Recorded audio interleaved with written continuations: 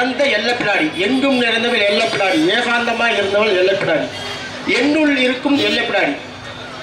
இந்த ஊர்ல இருக்கிற குமரசாம்பட்டி இருக்கும் மக்களுக்கு மிக சக்தி வாய்ந்த பலமாக இருந்து கொண்டிருக்கும் இந்த எல்லப்பிடாரிக்கு மிக அற்புதமான ஒவ்வொரு வருடமும் திருவிழா, ஒரு விழா, திருவிழா, அருள் விழா, அதுவே பெருவிழா, அதுவும் எல்லையை காத்த எல்லப்பிடாரி விழா.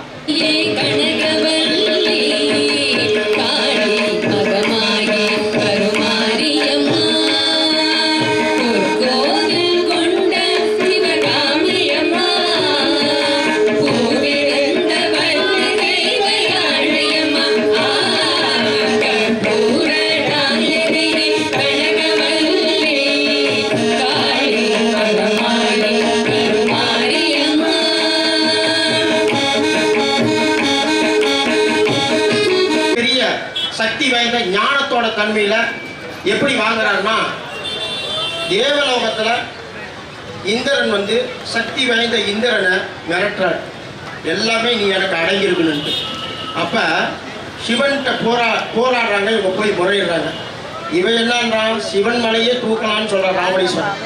அப்ப போய் இவர் தூக்கக்குள்ளதான் காலை அழுந்தக்குள்ளதான் இந்த வீணைக்கு மதி மயங்கிறார். யாரு?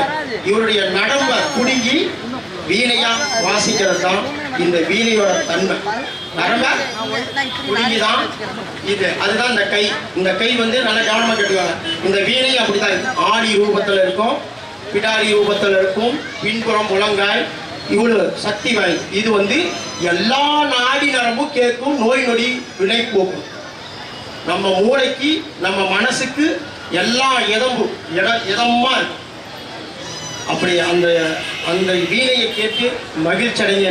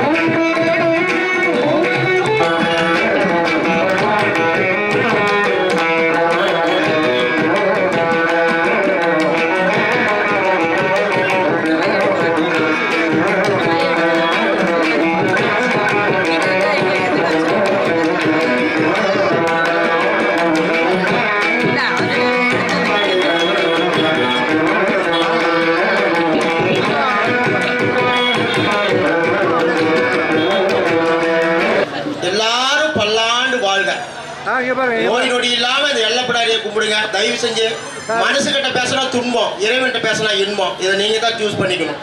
ரொம்ப நன்றி, வாழ்த்துக்கள்.